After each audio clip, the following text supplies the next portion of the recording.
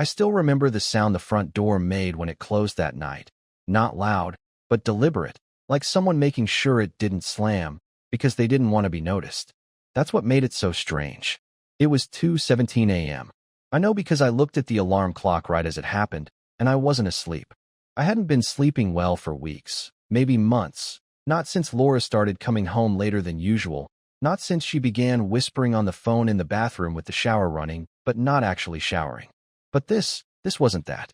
This wasn't a phone call or a text message or some half-hidden browser tab. This was her actually leaving the house in the middle of the night, dressed, keys in hand, car starting quietly. That was the moment I knew I wasn't paranoid. That was the moment I knew there was someone else. The strange thing is, I didn't get up. I didn't run out to stop her or ask where she was going. I didn't text or call. I didn't even cry. I just laid there, perfectly still, like my body knew what my brain didn't want to accept yet. Instead, I started listening. I began paying attention in ways I never had before. Her routine had changed, yes, but the pattern was always there. Every Tuesday and Friday night, she'd take out the trash, twice a week, like clockwork, even when there was almost nothing in the bin. I used to appreciate that, thought it was just one of those little things she did that made our home feel cared for. But that was the thing. The trash never smelled, never had anything in it. She wasn't taking out the trash. She was using it as a reason to step outside. 3 nights later, I followed her. She went out with the trash bag, headed toward the curb like usual. Except instead of coming back, she turned and walked down the sidewalk, cut across our neighbor's yard, and disappeared behind the cluster of shrubs separating our property from the old tennis courts 2 blocks down. I didn't go out right away. I waited 3 minutes, counted every second in my head, then slipped on my hoodie and shoes and followed her path. I kept to the shadows like some kind of idiot detective in a low-budget crime drama. My heart wasn't even racing. It should have been, but it wasn't.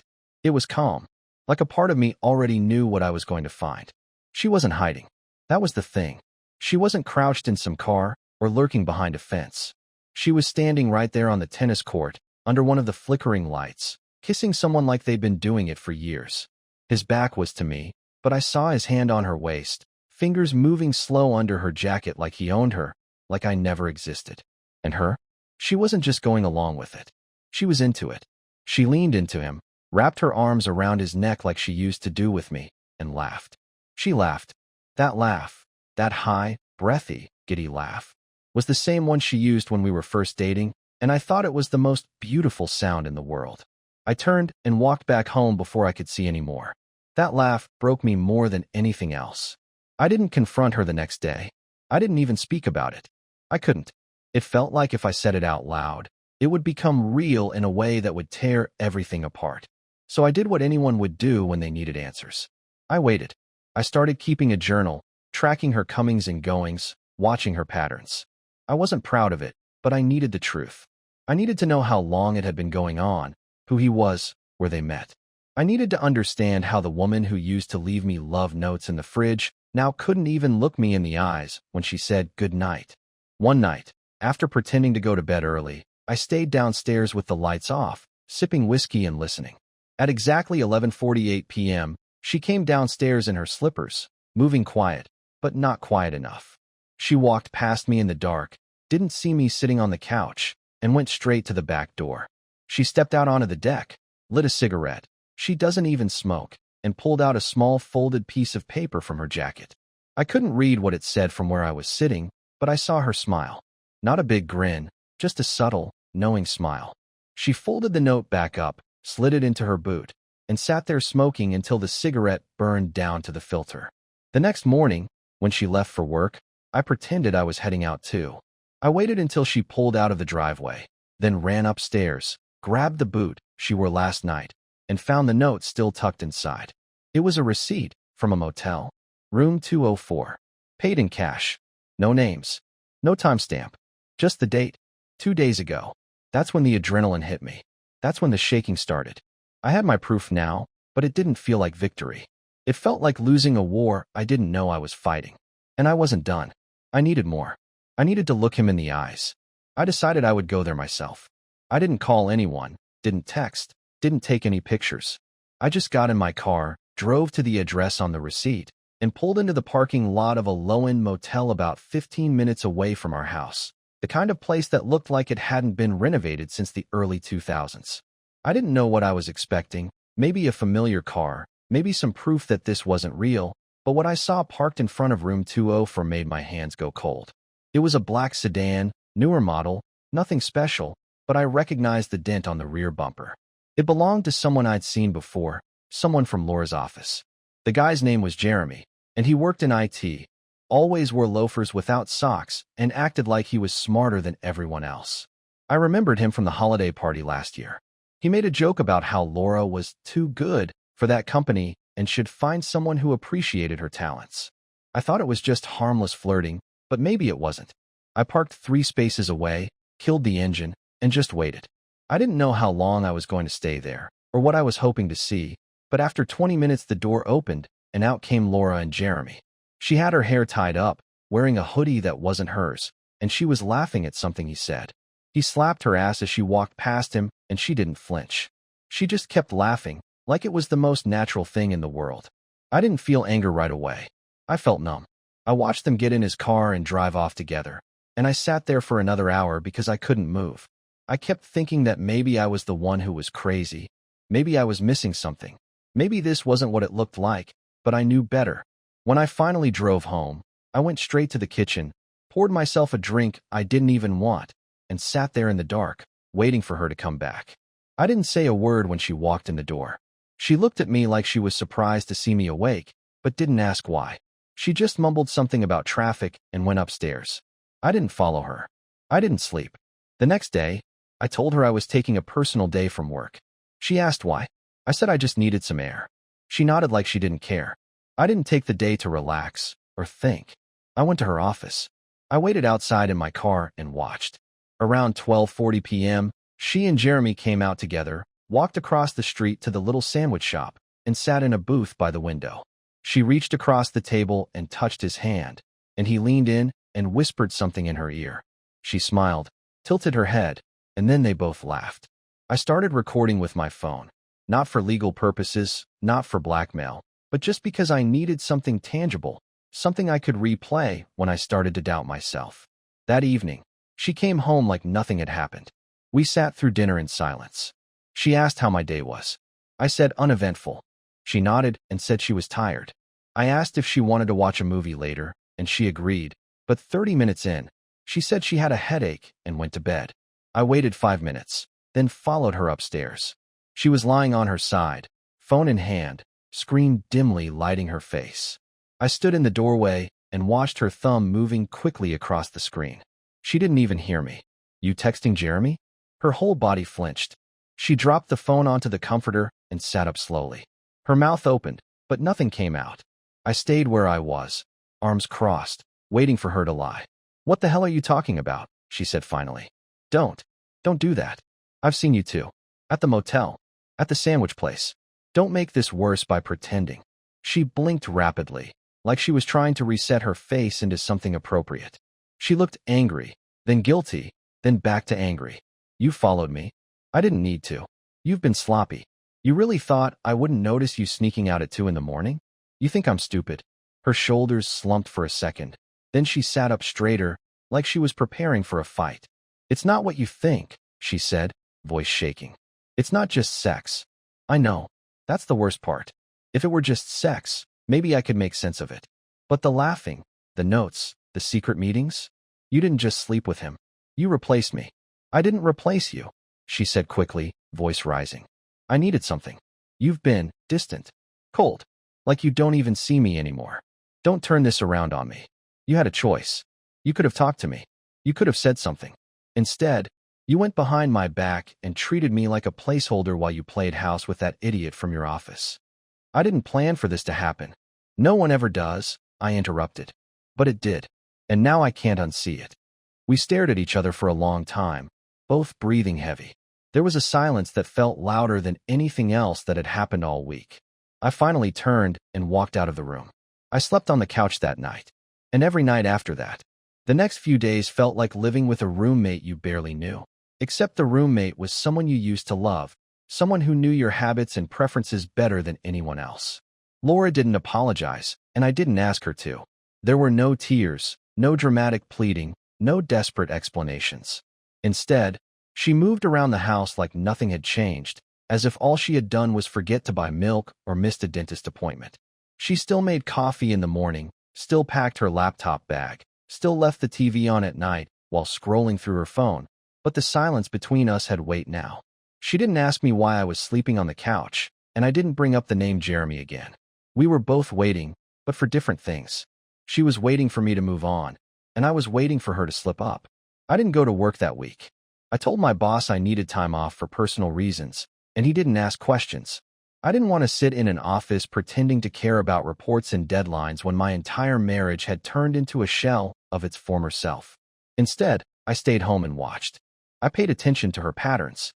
She still left the house at the same time every morning, came back at the same time every evening, but now I noticed the tiny differences. She'd step outside to take a call more often, come back and smiling, humming a tune like she'd just remembered a song she liked. Her phone never left her side. Not once. She even kept it with her when she took a shower, propped up against the sink like it needed to be within reach in case the world collapsed without her. I knew I couldn't keep going like that, not without doing something. So I started planning. I didn't want to scream or break things or turn into some bitter shell of myself. I didn't want to beg her to stay either. What I wanted was control. I wanted her to know I knew everything, and I wanted her to feel it in her bones. So I backed up all the photos, saved the clips, even printed out a few stills of her and Jeremy outside that motel. I wasn't going to send them to anyone, not yet, but they were ready, just in case. That Friday, I asked her to have dinner with me. I told her I wanted to talk. She looked at me like I'd grown a second head, then slowly nodded. We went to a place we used to love, a quiet Italian restaurant tucked away in the corner of a strip mall. We hadn't been there in over a year. I could see the hesitation on her face when the server brought our drinks. She barely touched hers. "So," she said, barely looking at me, "you've been quiet." "I've been watching," I said, keeping my voice steady, "trying to figure out who you really are." She flinched at that. Not visibly, not dramatically, just enough that I noticed. She picked up her fork, moved some pasta around on her plate, and finally set it down again. "What do you want me to say?" "I don't want you to say anything. I want you to listen. You started sneaking around with a guy from work, and instead of admitting it, you let it rot everything between us. You had chances to come clean, but you chose to lie. And now you think we can sit here and eat fettuccine like nothing happened?" "I didn't think this was about pretending," she said, sharper now. "You asked me to dinner." "Yeah, I did. Because I needed to see your face when I told you this isn't about saving anything. It's about me deciding how this ends." She opened her mouth, closed it, then leaned back in her chair, arms crossed. "So what's the point of this? You want revenge?" "No. I want understanding. I want you to know that you made me feel like a stranger in my own home. And I want to be the one who leaves first." She laughed then. Not a happy laugh, not even a mocking one. It was the kind of laugh people use when they don't know what else to do. "You think that gives you power?" "No, but it gives me peace." She stared at me for a long time. Then she said, "It wasn't just about him. You stopped talking to me. You stopped asking how I felt. It was like I was married to someone who showed up out of habit." "That's not an excuse," I said. "That's just you trying to find a reason to feel less guilty." She looked down at her plate. "I'm not proud of it, but I needed something. I needed to feel wanted. And now you're wanted by someone who's too much of a coward to even look me in the eye at work events." She didn't argue with that. We sat there in silence for another 5 minutes. Neither of us touched our food. I paid the check without saying anything else, and we walked to the car without touching. When we got home, she went straight upstairs. I sat on the couch for 2 hours, staring at nothing, before finally opening the laptop and drafting the email that would start the process. I didn't hit send yet, but it was there. The morning after that dinner, I woke up earlier than usual, not because I couldn't sleep, but because I had made a decision. For weeks I had been walking around like a man in a fog, unsure of what I was supposed to do, weighed down by anger and doubt.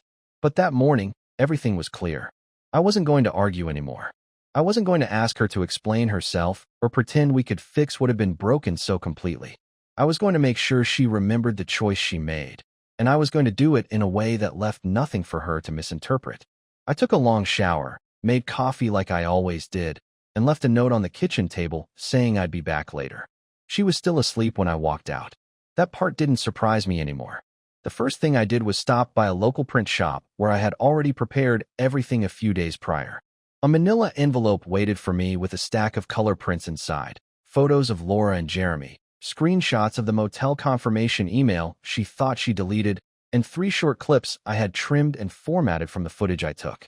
I had debated including the audio, but the images spoke loud enough. From there, I drove to her workplace. I didn't go inside. I just handed the envelope to the front desk assistant and asked for it to be delivered to the HR director, sealed, confidential. I didn't care what HR would do with it, but I wanted it on record. If Laura thought she could lie to everyone else the way she lied to me, she needed a reminder that actions carry weight. After that, I drove across town to her parents' place. They were kind people. Her dad had always treated me with a level of respect that I never had to earn. He gave it freely because I married his daughter and because he believed in loyalty. Her mother had a way of seeing through silence and knowing when something was wrong, but she never pushed unless invited. I sat with them for nearly an hour and told them everything. I didn't raise my voice. I didn't try to shame her. I simply laid out the truth. I gave them copies of the same envelope, then left before they had a chance to respond. I wasn't doing it for their approval. I was doing it because they deserved to know the person their daughter had chosen to become. Later that day, I met up with my brother.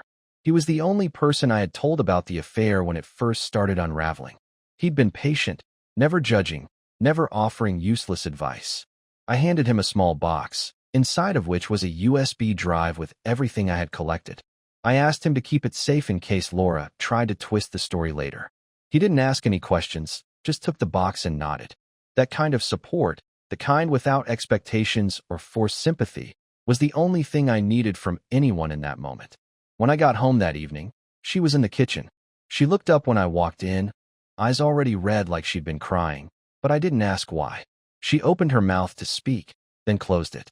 I dropped my keys on the counter and went to the fridge. "You went to my job," she said. "I did. You sent something to HR." "I did. Why would you do that?"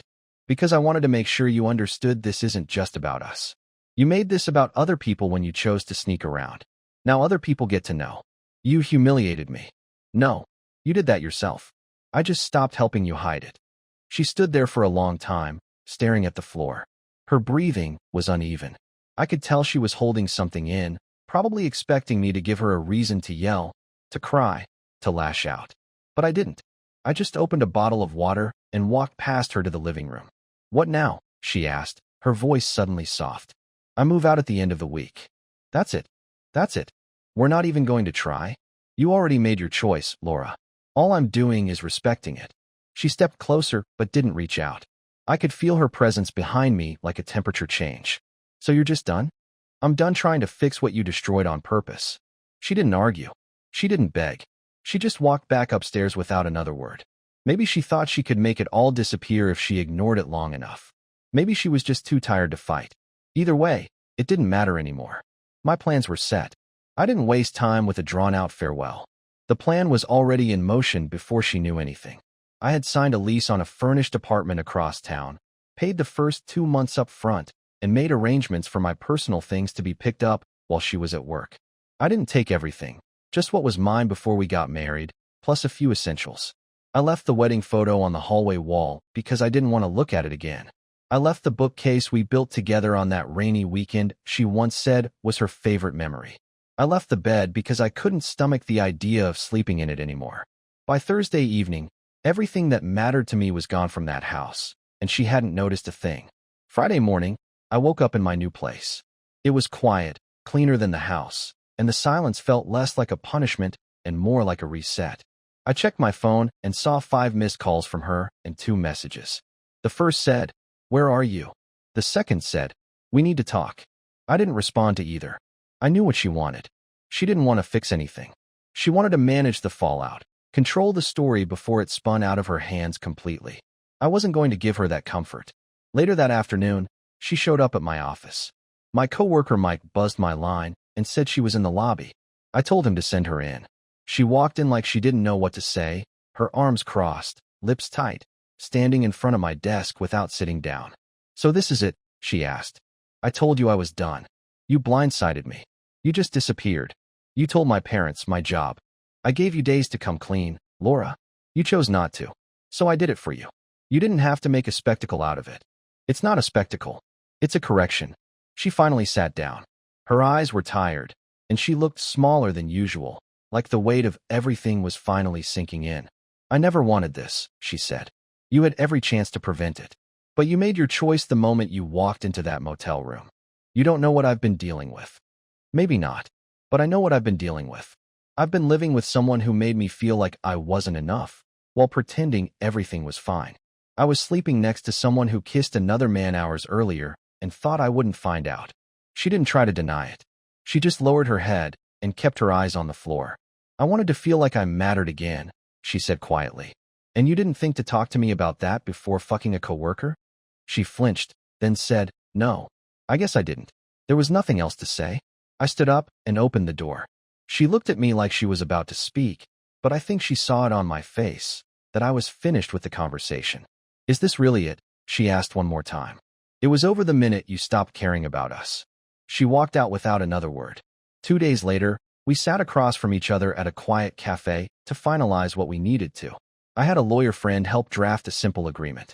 We didn't have kids, and we had kept our finances fairly separate, so there wasn't much to argue about.